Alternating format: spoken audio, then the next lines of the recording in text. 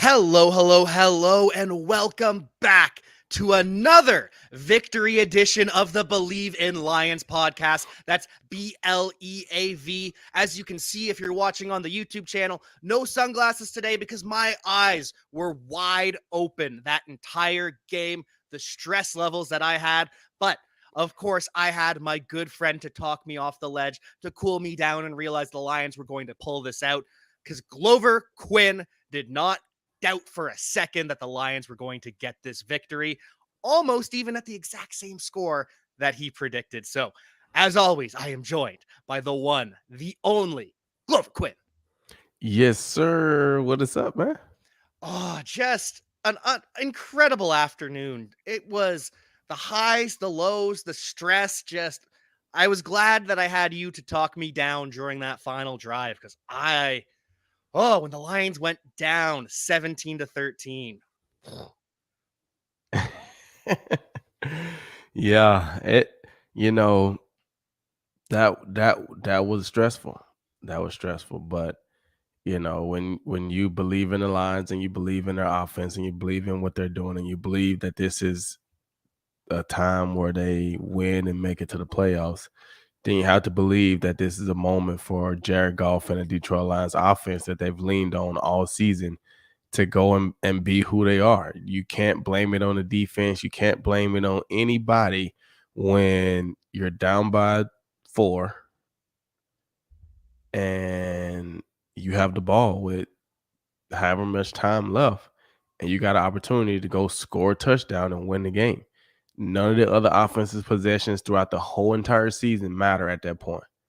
You are a top offensive team for a reason. And the one thing I like about being a pro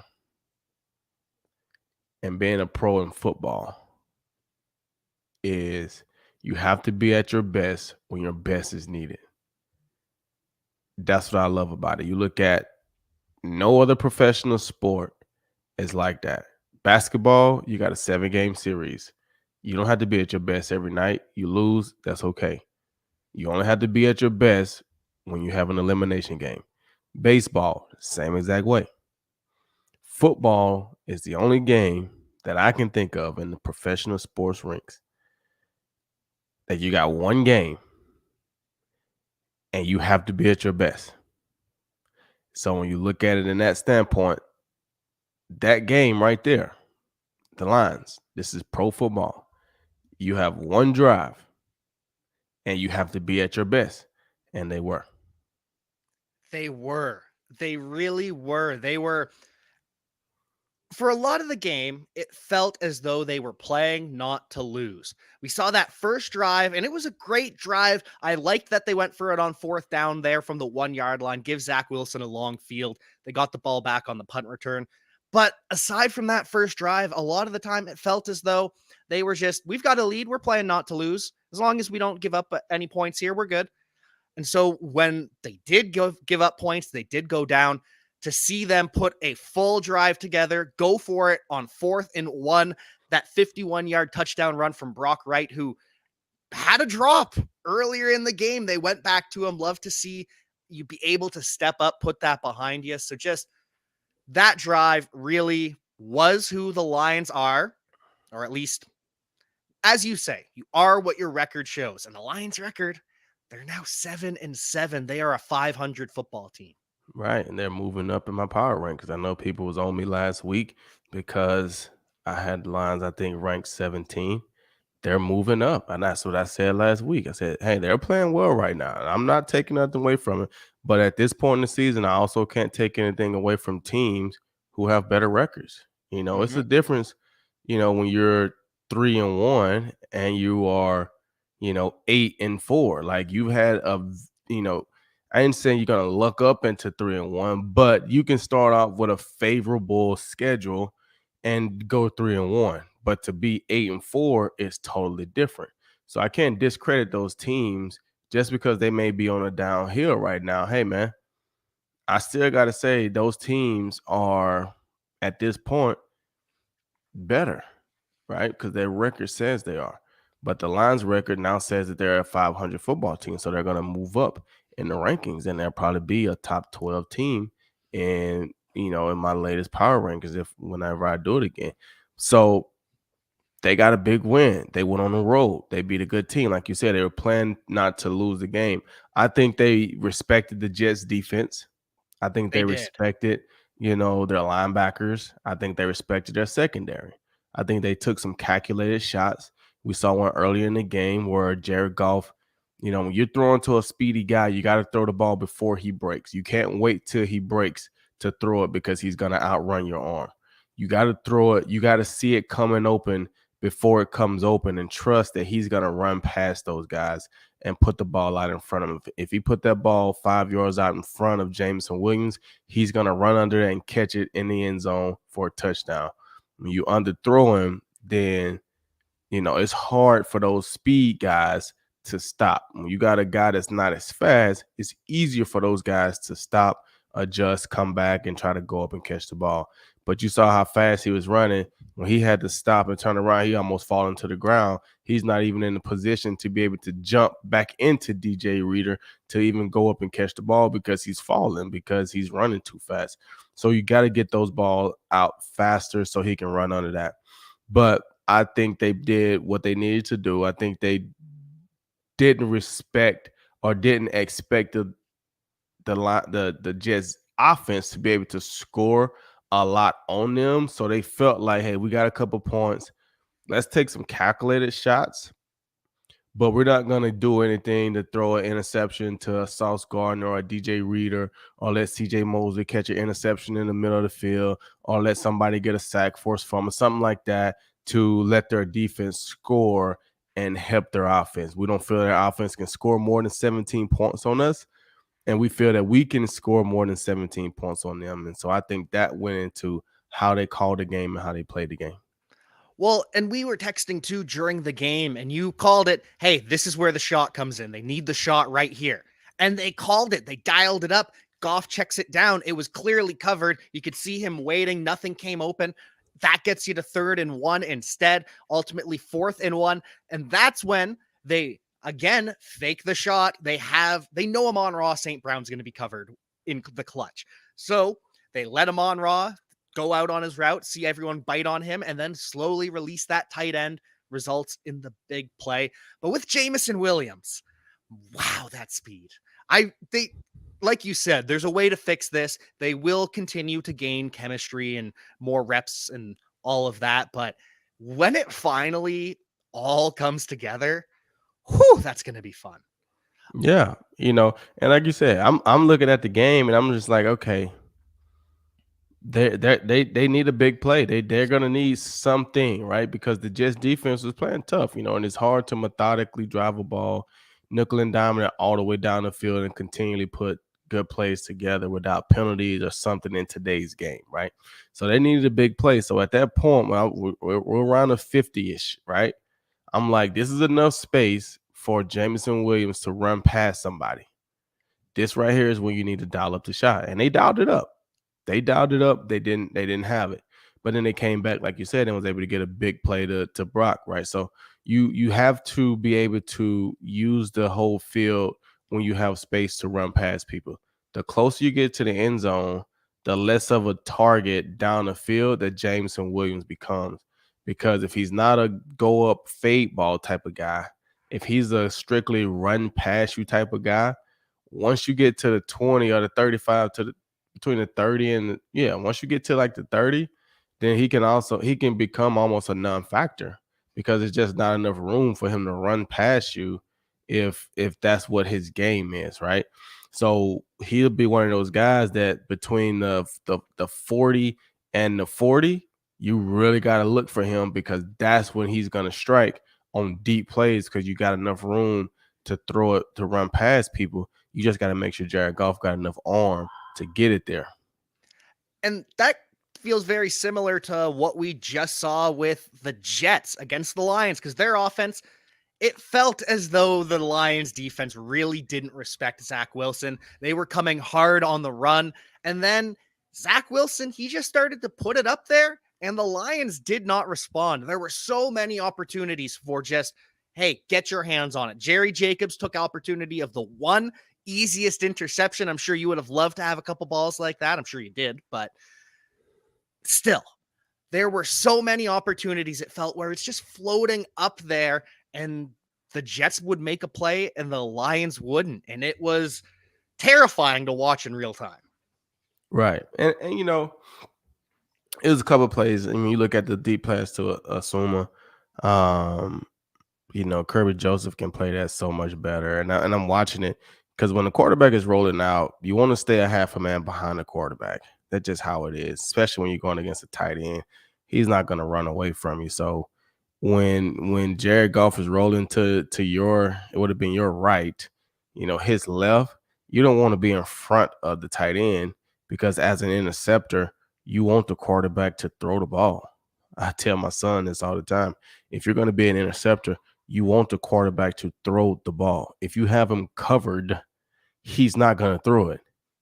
You have to have him covered from a positional standpoint to where once he throw it, you can make a play on the ball. He has to look open so the quarterback throws it, but you have to know if they throw the ball, I can get there and make a play.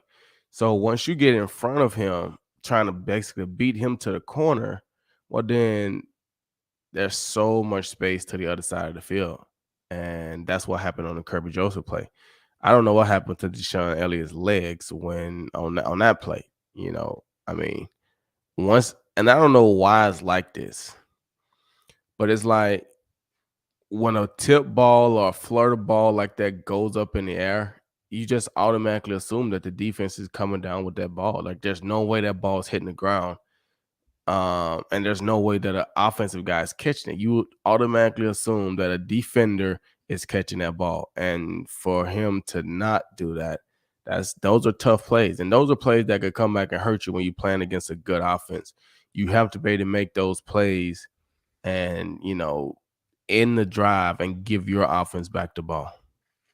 You do. You really do. And so ultimately, Zach Wilson does put one up for Jerry Jacobs. We get that one. But what ends up being the difference at the end of the game, especially, was the pass rush. Your former teammate Romeo Okwara comes away with 2 sacks in his first. This is his second game back, but his first 2 sacks. James Houston, he had the sack and he took out the punter on that punt return touchdown. Love to see the rookie making plays. And we also got one from John Kaminsky as well. So that really made the difference, was the pass rush stepping up, which again becomes easier when the secondary is all over the receivers, but still nice to see. Yeah, I mean, rush and coverage go hand in hand, right? When you have good rush, that makes your coverage look better. When you have good coverage, it gives you your rush time to get there. And with Romeo coming back in there, getting 2 sacks, James Houston continuing his sack trend, Kaminsky getting some push up in the pocket. When you look at those guys now, having Romeo, that allows Aiden to be able to slide in on the inside and be able to do some different things in there, run different text games and stuff like that, different stunts. Their pass rush is going to really come alive down the stretch when you're going to really need it. You know what I'm saying? Like playing next week against a Carolina. I don't really know. I haven't studied a lot of Carolina right now. But that pass rush is going to definitely be a contributing factor to any and everything. So it's going to be great for those guys to continue to gain some rhythm, for Romeo to get in the cold tubs, get in the hot tubs, get in the treatment room, keep that Achilles, keep that legs, keep the body, feeling good. And he could be a huge difference maker down the stretch when you add him to your pass rush. And we saw it with a lot of stunts today where you really didn't know who was going where. And then all of a sudden you have a free rusher off the edge. We had, even in the run game, we saw that too. Early Deshaun Elliott had that tackle for loss on the goal line and basically set up the punt return for a touchdown. Lots of stuff like that. So I agree. Just what they can do with this defensive line with these edge rushers. Aaron Glenn's going to be able to get a lot more creative going forward. Panthers are a team that they should be able to get to Sam Darnold on. I think it is a mismatch in favor of the Detroit Lions. And it's just nice when the games you have to win, even when they're stressful, even when they don't put it together at times. At times, it feels like they are very passive and they're almost begging them to come back. It's nice when you can grit through it and still get that win because the Jets are a good team. They're just also a 7-7 team now. Right. And when you look at the Jets and their team, they are a good team. They're a good up and coming team. They're going to play you hard. They got a good defense. Offensively, they're struggle. I mean, yeah, they can do some things, but losing Brees Hall really hurt that offense.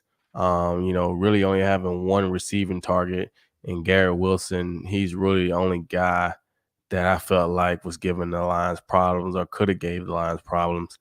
So, CJ Uzoma, he caught a couple touchdowns today, but he's not a guy that you go in on the game plan feeling like you got to shut him down. So offensively is where that team struggles, and that's why they're 7-17 because they got a good offense. I mean, good defense, but not a great offense. So that makes you an average team, right? You look at the Lions; they are average team right now as far as their record because at the beginning of the year they had good offense, not great defense, right? And the last few weeks they've done a great job to show that our offense is still good, our defense can be good, and now they've dug themselves out of a hole and got back to a 7-7 record. With 3 games left to play, you can end up 10-7, and like that's a miraculous turnaround. That's what you expected from them throughout the whole season. It just took them a little while to get there. They took the hard route to get there. They did not they took the long way around. Sometimes, you take the scenic route to get there, but they're surging at the right time. The rush defense, too. Only 23 yards to Bam Knight, only 15 yards to Michael Carter. It's under 40 yards total for the two of them. That is just what we've almost become accustomed to from the Lions. It's fascinating to see because every week early in the season, it would be, man, they are just not closing down on their tackles. Miss tackle, miss tackle, miss tackle. Now, every time it's a hat on a hat on a hat, multiple people in on every tackle. It's just a completely different defense now. Right, and that's the good thing about it. You know what I'm saying? When you start out playing bad early, those are things that you really key in and focus in on in your practices and your meetings. You talk about those things. When you start out winning games early, you don't really have to be playing great, but you're winning games. Some of those things kind of get lost in the shuffle because you're winning games. And then all of a sudden, once it starts to catch up with you, it's kind of late now to fix it because you're in mid-season, almost end of season. So for it to happen to the Lions early, and they could focus on those things early, and then, like you said, they lose a lot of games, right? It was 1-6. But to be able to continue to focus on those things and now be able to put those things to bed far as the negative of it and be able to play good run defense. Stop giving up big plays. You look at it today, I mean, they had a couple big plays, one right before halftime. They caught the big pass. You know what I'm saying? But you don't see big plays going for touchdowns and things like that that really hurt you as a defense. And so I think the struggles that they had early in the season with the secondary, with the run game, with all those things, they've really put a focus on those things defensively, and it's really helped them defensively. And now, they're able to play really good complementary football with that high-powered offense. And as you said early in the year, in September and October, it gets cold in November. It gets cold in December. If the Lions don't go from 1-6 to 6-1 down the stretch, if they are, say, a 3-win team, just imagine how much harder this game would be. It's a cold day in New York. Yeah, it was sunny, but it was still 40 degrees. That's the kind of game against a team like New York with a defense that will absolutely take it to you, that would test your will had the Lions not been able to surge the way they have. And as it stands now, they are in the playoff hunt. We've been saying it for weeks. You have called your shot week after week after week. You were only 8 points off of the correct score from. I can't believe just the knack you have for this lately, calling the games, calling the run they've had. It's just on a roll. you know, it I mean, I just look at the games. I look at the teams, I look at the games, and you look at, what teams are playing for. You look at all these different things and you just kind of say, these are the matchups. This is the and you never can predict the the what's going to happen like of the NFL, right? We always have those like you can't predict what Jacksonville did. Like you can't predict how the Houston game like you can't predict those things, right? That's when you look at it on paper, that's a Kansas City team. If I go back and look at that game, they probably didn't execute great Mm-mm. defensively, offensively, special team wise. They did some things to let the Texans stay in that ball game. So did Jacksonville and the Cowboys, and the Jacksonville Jaguars end up winning that game, right? So when I think about the Lions, you're only thinking about if one team play their best and the other team play their best, what do you think is going to happen? And I felt like if the Jets played their best and the Lions played their best, I felt like the Lions would have been, 2-touchdown win. I felt like I mean, they they could have got 28. You know what I'm saying? You look and they end up getting that touchdown at the beginning of the game, but you look different ways. They probably could have got another one in there some kind of way, right?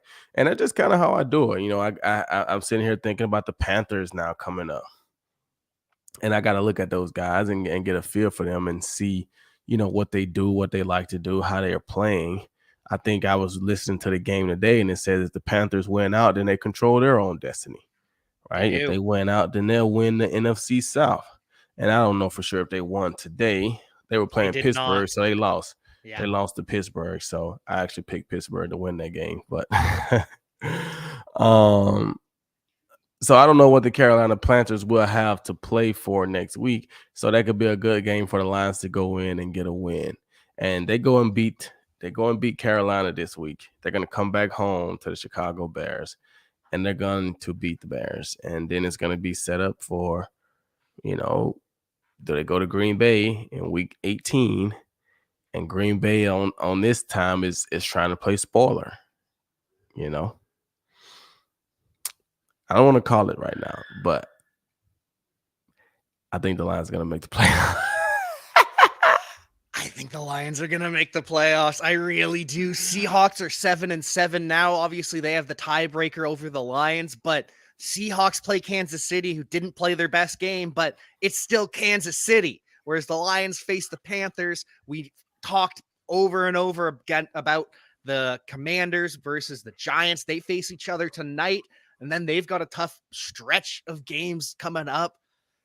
The Lions are this close to the playoffs. 3 games. Let's do it. They're gonna do it. They're gonna do it. The city deserves it. They're gonna do it. I think they've gotten healthy at the right time. They've gotten healthy at the right time, and they won just enough games early in the season to be able to withstand some of the losses and put themselves in a great situation. But to be able to win, I think they won what 5 or 6 out of the last 7 or something like that. Yeah. Like they're on fire. They're hot right now. They're hot right now, and their remaining games. I don't want to look too far ahead, but they are very winnable football games. And the Lions feel like they're the team that nobody wants to face right now in the NFC. Jaguars kind of feel that way in the AFC too, that they're better. They're a worse record than the Lions, and the Lions proved they were better than the Jaguars, but they're still those kinds of teams that they're in the hunt. They have something to play for, and they can make plays on offense, on defense. It's all coming together.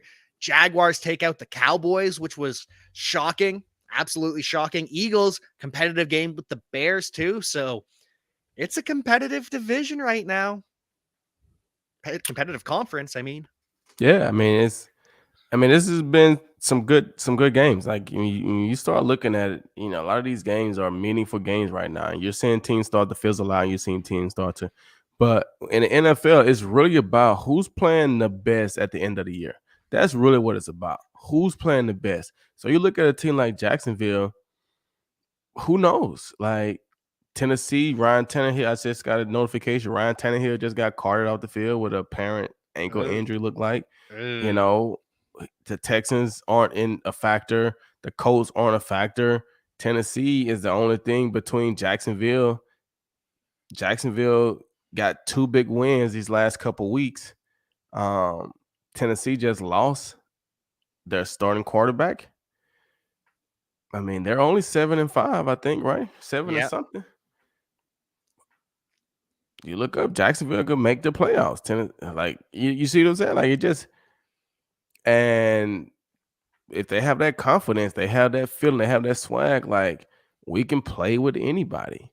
Those are the teams that you don't want to play in the playoffs. You just don't want to play them. They can go in with a defense, some good offensive skill guys. They got Trevor Lawrence. He is a number 1 overall draft. He is a good player.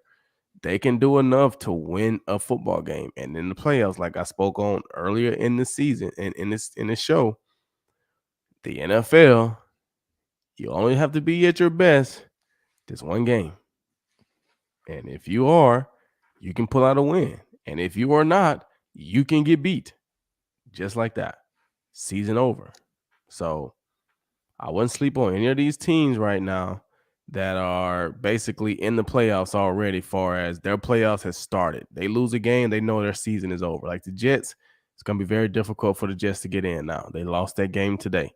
That boosted the lines up, right? The Jacksonville Jaguars, if they lose today, it's going to be very difficult for them to get in there. They win. So their playoffs are kind of starting already. Every game that they go out and play is a playoff type game. And those are teams you don't want to see when the actual playoffs get started. Nobody wants to see the Lions right now. Nobody wants to see the Lions in the playoffs. One more home game, 2 more road games, 3 games. That is all that stands between the Detroit Lions and the playoffs. Likely a date with the Minnesota Vikings, could be a date with the San Francisco 49ers. Either way, it's a good time to be a Detroit Lions fan. Glover, any final thoughts before we get out of here? Man, go Lions. The Vikings definitely don't want to see the Lions in the playoffs. So the Lions just got to stay focused. They're hot right now. They just got to stay focused. Tune out the noise. Let us talk. Sports talk. That's what we have to do. Tune out the noise. Stay locked in. Go get ready for the Carolina Panthers. Like I said 2 weeks ago, when you win in December, every game gets bigger. So this Jets game was the biggest game of the season. They won it. Now Carolina is the next biggest game of the season. Prepare to go win it. One game at a time, one game at a time for 3 more times, 3 more weeks. That's all it takes.